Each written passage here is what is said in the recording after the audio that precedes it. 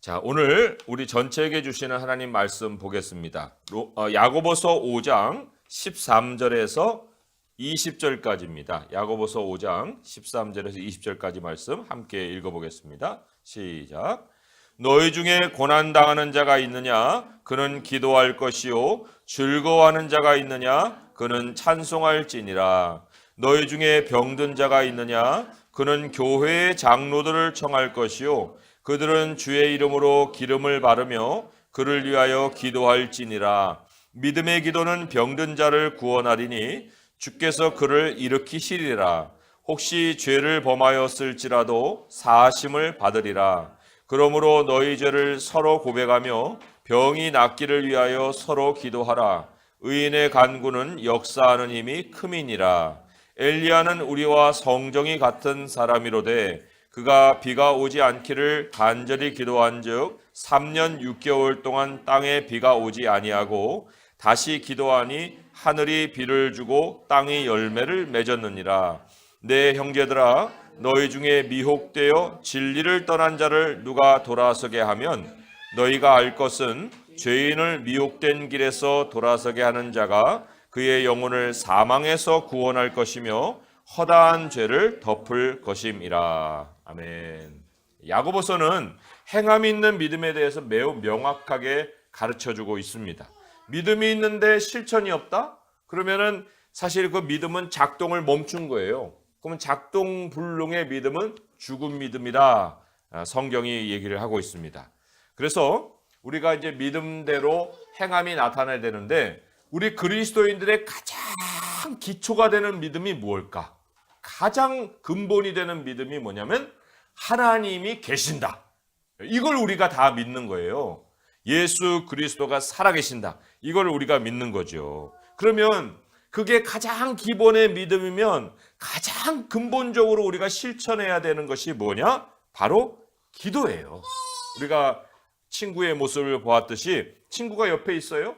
그런데 우리가 얘기도 안 하고 말도 안 걸고 그러면은 그거는 굉장히 예의가 없는 모습이지 않겠습니까?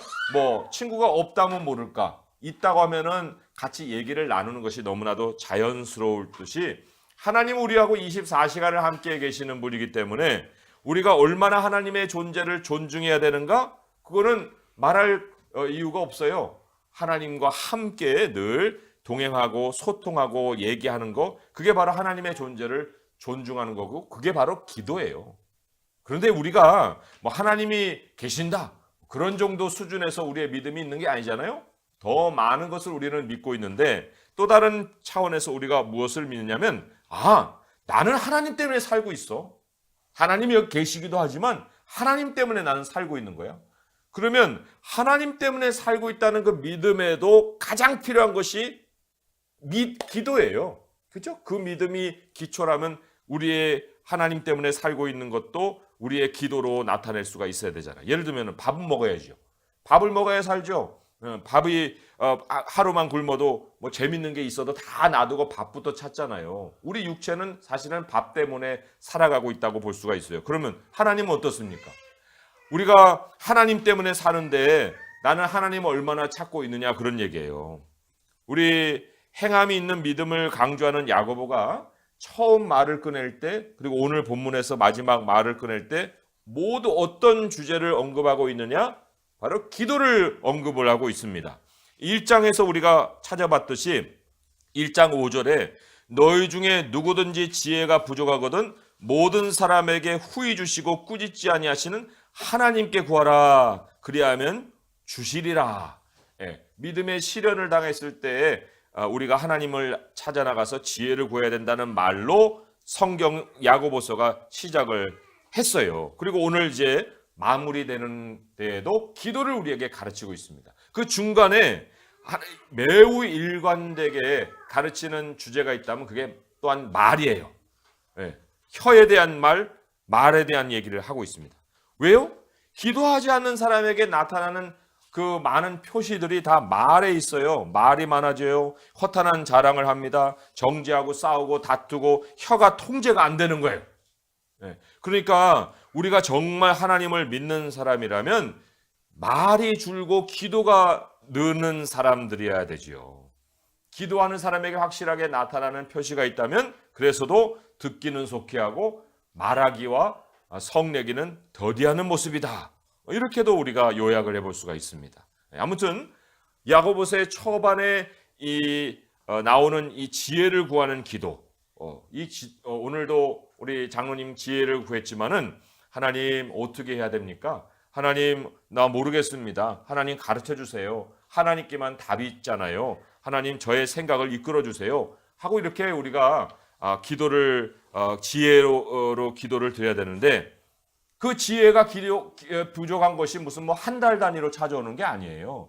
밥은 4-5시간만큼 배고픔이 찾아오듯이 하나님을 향해서 지혜를 구해야 되는 기도도 매일같이 우리가 하나님을 찾아 나가서 드려야 되는 그러한 기도의 내용이 돼야 되는 거죠. 자, 그러면 이제 그것이 기도의 기초라고 그랬어요. 우리 개인이 하나님을 찾아 나가서 늘 지혜를 구해야 된다 하는 것인데 오늘 왜 마지막에는 또 기도를 다시 얘기를 해줬느냐 하면 야고보서 마지막에서는 개인의 기도의 기초가 아니라 공적인 기도의 기초가 이거다 라고 가르치기 위해서 말씀을 우리에게 소개를 하고 있는 거예요. 엄밀히 말하면 공적인 기도는 이제 교회가 함께하는 기도다 이렇게 볼 수가 있습니다. 예수님이 마태복음에서 이런 말씀하셨어요. 진실로 다시 너희에게 이르노니 너희 중에 2사람이 땅에서 합심하여 무엇이든지 구하면 하늘에 계신 내 아버지께서 그들을 위하여 이루게 하시리라. 2사람의 기도까지도 얘기를 했어요. 2사람 이상이기도 하죠. 굉장히 물론 교회 기도의 광범위한 원리를 가르치신 거긴 하지만 우리는 기도가 혼자 하는 것으로만 생각할 수가 있는데 그게 아니라는 거예요. 2사람, 3사람 교회가 함께도 기도를 할 수가 있다. 근데 오늘 이제 야고보는 매우 구체적으로 교회의 기도를 어떻게 해야 되느냐, 예수님이 하신 기도의 말씀을 어떻게 우리가 실천할 수 있느냐, 그 행함 있는 믿음을 가르치고 있다는 거예요. 자, 그래서 오늘 말씀을 주목해 보게 되면 아까 우리 어린이들에게 전한 13절의 말씀은 범사에 우리가 기도를 드려야 된다 하는 것을 다시 한번 강조하는 것이고, 실제적인 교회 기도 가이드는 이제 14절부터 소개가 되어 나옵니다. 근데 그 14절을 잠깐 보면은 아시겠지만은 교회의 기도의 가장 기초는 병자를 위한 기도예요. 병이 들은 사람들을 위한 기도다. 여기에서의 병자는 뭐 감기 정도 들리고 뭐 스스로 돌아다니는 그런 병자를 얘기하는 게 아니에요. 오늘날로 말하면 이제 병원에 입원해 있거나 모든 거동이 힘든 그러한 병에 걸렸거나 사회 활동이 어려워서 이제 집에서 누워 있는 그러한 아주 기도할 기력조차 가질 수 없는 그 성도가 갖게 되는 병을 여기서 얘기를 하고 있습니다. 자, 그런데 병이 들 때, 병 안 드는 사람 없어요. 다 작게 크게 다 아프게 되는 것이 육체를 가진 우리들의 운명이에요. 그런데 자, 병이 들 때 우리 그리스도인들이 하나님을 믿고 교회를 믿는다. 그러면 그 믿음의 실천을 어떻게 해야 되느냐? 나는요 교회가 그리스도의 몸 된 것을 믿어요. 그러면 너의 믿음을 한번 보여봐 할 때 사실 우리가 여러 가지로 보일 수도 있겠지만은 우리 성경에서 얘기하는 바 우리가 가장 어려울 때, 가장 외로워질 때, 아니 어쩌면 가장 혼자 있고 싶을 때, 그럴 때 교회의 장로들을 청하라고 그랬어요.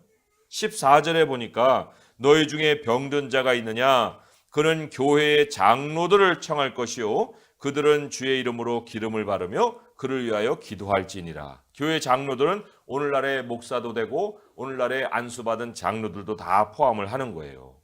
하나님이 교회에 왜 장로들을 세웠을까? 기름 부은 목사들을 왜 세웠을까? 하나님이 베드로에게 얘기해 주신 거기에 힌트가 있죠. 거기에 보면은 너가 나를 사랑하느냐? 주님이 아시잖아요. 그럴 때 사명을 맡기면서 내 양을 먹여라, 내 양을 치라, 또 내 양을 먹여라 이렇게 얘기했어요.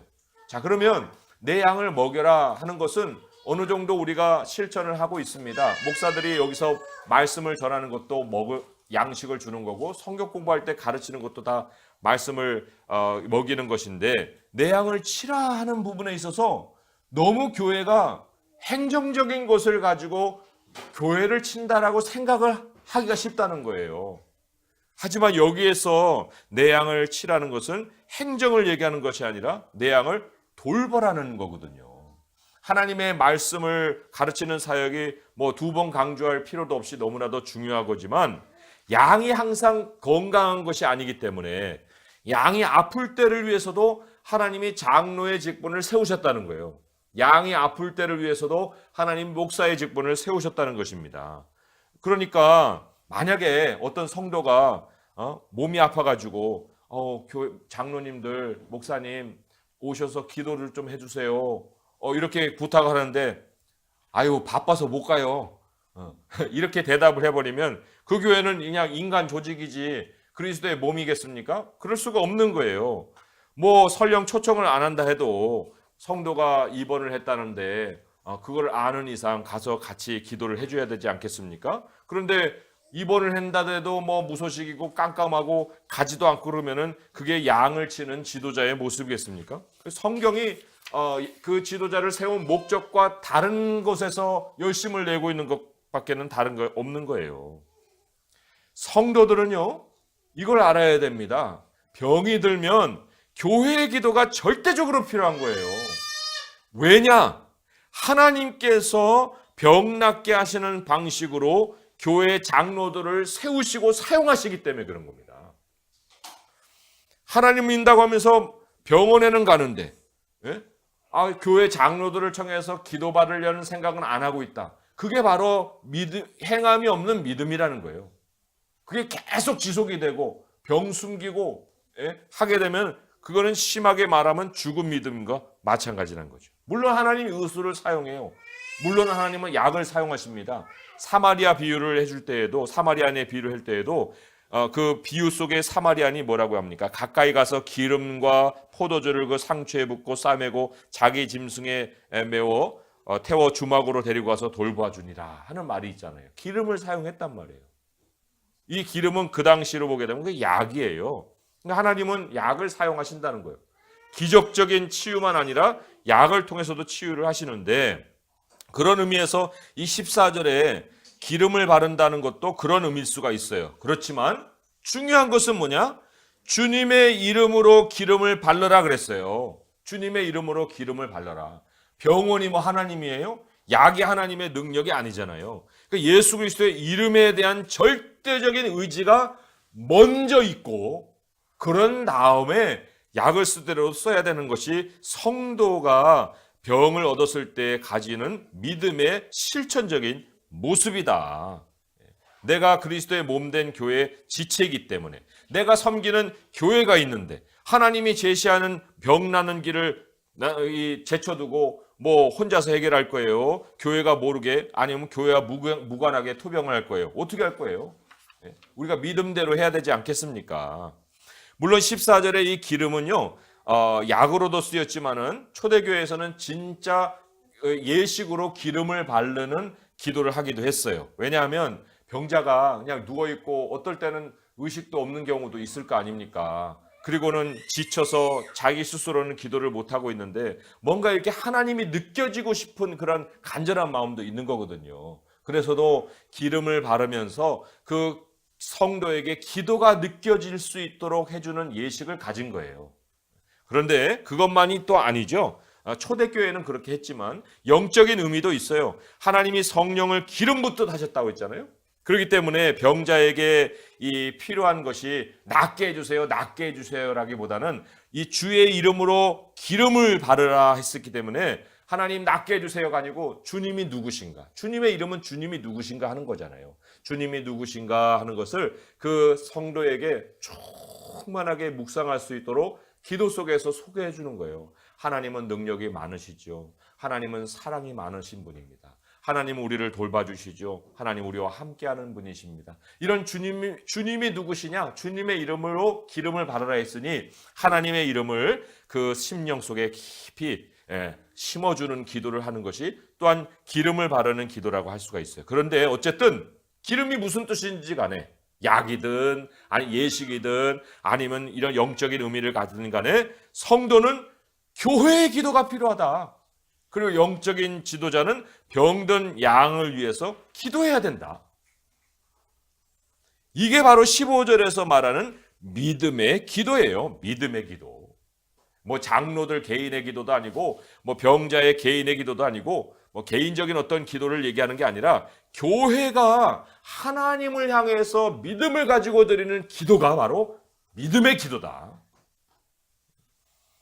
아까 인용한 마태복음 18장 18절에서 20절의 말씀에 제가 읽어드리면 또 전체적으로 읽어드리면 이렇습니다. 마태복음 18장 18절에 20절이 이렇죠. 진실로 너희에게 이르노니 무엇이든지 너희가 땅에서 매면 하늘에서도 매일 것이요 무엇이든지 땅에서 풀면 하늘에서도 풀리리라. 진실로 다시 너희에게 이르노니 너희 중에 두 사람이 땅에서 합심하여 무엇이든지 구하면 하늘에 계신 내 아버지께서 그들을 위하여 이루게 하시리라. 두세 사람이 내 이름으로 모인 곳에는 나도 그들 중에 있느니라. 이 교회의 기도가 얼마나 강력하면 하나님이 그들을 위해서 이루게 하시리라 그랬어요. 오늘 말씀도 마찬가지입니다. 이 14절에 보게 되면 14절 15절에 믿음의 기도는 병든 자를 구원할 수도 있다? 예? 낫게 할 수도 있다? 이렇게 안 했어요. 믿음의 기도는 병든 자를 구원하리니 치유하리니 주께서 그를 일으키시리라. 엄청난 확신을 가지고 하나님이 우리의 그 심령에 약속의 말씀을 심어주고 계십니다. 때로는요, 죄가 병을 일으키는 뿌리에 있기도 합니다. 이 경우는 죄가 먼저 해결되지 않고는 병 낫는 기도는 아주 무효한 거예요. 무익한 거예요. 이 순서에 주목해 보세요. 15절 중반부터 해서 혹시 죄를 범하였을지라도 사하심을 받으리라. 그러므로 너희 죄를 서로 고백하고 병이 낫기를 위해 서로 기도하라는 말씀이 있습니다. 병 낫기를 위한 기도가 먼저가 아니라는 거예요.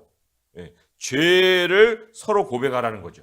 물론 이 서로라는 말을 여기에 썼다고 해서 뭐 병든 자도 고백하고 장로들도 고백하고 목사들도 고백하고 그러라는 얘기가 아닙니다. 양측이 다 고백하라는 얘기가 아니에요. 병든 자 자신은요, 자기 병이 왜 생겼냐? 이거 누구보다도 압니다. 그걸 속에서 느끼는 거예요. 그 죄 때문에 이 병이 찾아왔다는 건 누가 가르쳐 줄 필요도 없어요. 그 사람이 스스로가 아는데 그거를 고백하지 않고 병 낫기만을 바란다는 건 병 치유가 일어나지를 않는 것인데 그 이유를, 그 죄를 찾아온 교회 장로들 앞에서, 목사들 앞에서 고백하라는 거예요. 그런 다음에 병 낫기를 위해서 기도하면 그 기도가 바로 서로 기도하는 것이다. 여기 서로 또한 기도하라는 말을 하고 있지 않습니까? 그러니까 장면을 한번 생각해 보세요. 그 병든 자가 자기의 죄를 고백하는 다음에 그 회개하면서 많은 눈물을 흘립니다. 그 회개하는 병자를 둘러싸고 교회 목사들과 장로들이 합심해서 하나님께 기도를 드립니다. 그러면 그것이 바로 이 16절이 말하는 의인의 간구라고 그랬습니다. 하나님 앞에 올바로 선 사람들이 드리는 그 기도, 상상할 수 없는 역사가 일어난다는 거예요. 하나님이 크신 역사를 일으키신다. 거기에 대한 그 역사적인 선례를 누구를 들었냐면 엘리야를 들었습니다. 엘리야는 우리와 성정이 같은 사람이라 했어요. 성질과 심정이 같은 사람이다. 타고난 본성이 같은 사람이다. 그 사람도 사람, 우리도 사람이다. 그랬는데 어떻게 그의 기도에는 하늘이 그렇게 응답을 했을까? 하늘이 반응을 했을까? 그게 궁금하잖아요. 그런데 여기에 지금 그에 대한 어떤 그 의미를 앞에 말씀을 쭉 말씀을 해주면서 우리에게 새겨보라고 얘기를 하는 거예요. 왜 그랬을까요? 엘리야의 기도가? 엘리야는 자기 개인의 기도를 드린 것이 아니었다는 거예요. 병든 이스라엘을 대신해서 기도합니다. 병든 이스라엘의 회개의 기도를 드리는 거예요. 그것이 바로 비가 오지 않기를 위해서 기도한다는 거죠. 하나님, 이 백성이 병들었습니다. 이 백성이 그 병든 것을 알아야 합니다. 하는 기도를 드린 것이 바로 비가 오지 않기를 위해 한 기도였고, 그리고 하나님 그러하오나 하나님 이 백성이 회개하오니 아버지 하나님 이 백성에게 은혜를 베푸소서 하고 비를 내기를 기도한 것은 영적인 지도자로서 교회로서 기도한 거예요. 그러니 우리가 나의 개인의 기도에만 쌓여 있는 것이 아니라 어느 영혼을 위해서 엘리야와 같이 그의 죄를 대신해서 회개하고 그의 죄의 회개 이후에 삶의 회복을 위해서 기도하게 될 때 하나님이 엘리야에게만 의인의 간구에 큰 역사를 하십니까? 우리의 기도에도 엄청난 역사를 해 주신다는 거예요. 오늘 이 마지막으로 행함이 있는 믿음의 마무리를 우리가 볼 때는 이게 무슨 연결성이 있을까 싶은 말씀이 2절이 기록이 되어 있습니다. 서신의 마지막에는 사실 마무리하는 인사말이 있어야 되는데 그런 게 아니고 19절, 20절의 말씀을 제가 한번 읽어볼게요. 내 형제들아 너희 중에 미혹되어 진리를 떠난 자를 누가 돌아서게 하면 너희가 알 것은 죄인을 미혹된 길에서 돌아서게 하는 자가 그의 영혼을 사망에서 구원할 것이며 허다한 죄를 덮을 것이다. 15절에도 병든 자의 치유를 그냥 치유라 얘기 안 하고 구원이다 이런 얘기를 했거든요. 그런데 20절에도 지금 구원이라는 말이 기록이 되어 있어요. 사망에서 구원할 것이다. 그러니까 이거는 지금 영적으로 병든 자에 대한 얘기를 하고 있는 거거든요. 그럼 영적으로 병든 자는 어떻게 치유를 할 수 있을까? 바로 그 프로세서도 육체의 병이 든 사람하고 똑같다. 그렇게 해서 돌아서게 할 수가 있다라는 것을 암시를 하고 있는 것입니다. 그러면 자, 이 육체에 병든 사람이 죄 때문에 병을 얻었다고 하면 어떤 프로세스를 받아야 된다고 그랬습니까? 그 사람 혼자서는 이제 영적으로 설 수가 없어요. 영적으로 무기력해 있습니다. 그럼 고민 중에 쌓여 있습니다. 예. 그런데 그러한 고민 중에 물론 자기가 이제 이러한 것들이 하나님 때문이다 생각을 해가지고 교회 장로들을 이제 초청할 수도 있겠죠. 누군가를 이제 전화 걸어서 목사님 좀 만날 수 있을까요? 하고 전화 걸어서 이제 초청을 할 수도 있을 거예요. 그러면은 이제 찾아가서 얘기를 들어주고 회개 기도하는 것을 같이 해주고 그리고 그를 위해서 또한 병 낫기를 위해서도 또 영적으로 돌아올 수 있기 위해서도 함께 기도해 주는 거 그게 이제 여기에 암시가 되어 있는 거죠. 그런데 사실 또 스스로 만나려 하지 않는 사람들도 있어요. 그냥 아직도 버티고 있는 사람들이 있을 거거든요. 그러면 언제 그 사람이 겸손해질 것이냐 하는 걸 우리가 조금은 알아야 되잖아요. 그러니까 조금은 가끔 연락을 해서 근황을 살펴보는 거예요. 그리고는 뻣뻣하다 그러면 그렇게 뭐 계속 소통할 것도 없는 거고. 그런데 뭔가 겸손이 느껴지고 자기의 필요로 느껴진다 그러면은 그게 만남으로도 이어질 수 있는 거예요. 뭐 만납시다라는 얘기를 안 들었어도 한번 만날까요? 하고 만날 수도 있는 거잖아요. 그런 다음에는 하나님이 우리에게 무엇을 맡기냐면 구원은 하나님이 다 행하시는 주체이신데도 불구하고 우리에게 하나님이 행하시는 일을 다 맡겨요. 어떻게 맡깁니까? 돌아서게 하고 사망에서 구원하게 하고 죄도 덮어줘요. 이 엄청난 사명을 우리에게 맡겨주신다는 거죠. 교회가 해야 될 일을 우리가 그 사람에게 찾아가서 행할 수 있도록 문을 열어주신다는 것이 하나님의 약속입니다. 그러니 그가 그 자리에서 눈물로 자기의 형편을 얘기하고 잘못했어요 할 때 하나님 용서하십니다 하고 하나님이 받아주셔요 하고 우리가 용서를 선포하고 그리고 우리 형제에게는 구원이 있습니다라고 선포하는 거 그거 뭐 하나님 무시하고 우리 하는 게 아니라 하나님이 그 일을 우리가 행하도록 해주신다는 거예요. 그리고 그는 하나님을 찾아나갈 수 있는 기력은 없으니까 우리 앞에서 죄를 회개하고 우리 앞에서 돌아온다 말을 해도 그 말을 하나님 앞에서 하는 것 같이 하나님이 여겨주신다는 거죠. 그러니 우리의 역할이 얼마나 중요한 역할입니까? 그게 교회가 행해야 되는 역할이죠. 이 모든 과정의 중심에 또한 기도가 있어야 되는 거예요. 믿음의 기도, 의인의 기도, 이게 바로 교회가 해야 되는 기도다. 교회는요, 기도하는 공동체입니다. 교회는 만민이 기도하는 집이에요. 함께 기도함이 없는 교회, 그게 바로 죽은 교회지요. 개인으로만 고민하고 뭐 서로는 고민을 털어놓을 수 없는 교회, 그건 반쪽 교회지 않겠습니까? 아픔을 나눠야 돼요. 성도들과 목회자들이 서로 자기의 고민을 나눌 수 있어야 됩니다. 특별히 병 들었을 때 병을 감추는 교회가 되어서는 안 됩니다. 그 병을 정말 서로에게 내놓되 교회 장로들에게 얘기해서 청할 수 있어야 되고 그래서 그 병든 자가 기도의 기력을 잃었을 때 기도가 계속해서 이어질 수 있게 해주는 것이 또한 교회의 책임이기도 하지 않습니까? 예수님 시대에 병 고치는 역사가 있었어요. 오늘날은 없습니까? 오늘날에도 그 역사가 계속되는 거예요. 교회 안에서 서로 기도하면서, 병자가 낫기 위해서 기도하면서, 그리고 죄인이 회개하기를 위해서 기도하면서, 떠난 자가 돌아오는 것을 우리가 돌봐줌으로 인해서 교회에 바로 하나님이 계속해서 치유의 역사를 이어가신다는 것입니다. 하나님이 살아계시는 우리들의 교회, 그리스도의 몸된 교회를 세워야 합니다. 우리 강남 새순교회가 정말 말씀으로도 세워지지만 그러나 또한 기도로도 하나님의 큰 역사를 이곳에서 모셔드리고 또 사람들에게 전할 수 있는 살아있는 우리 주님의 몸된 교회가 될 수 있기를 주님의 이름으로 축원드립니다. 기도하겠습니다. 하나님 아버지 감사합니다.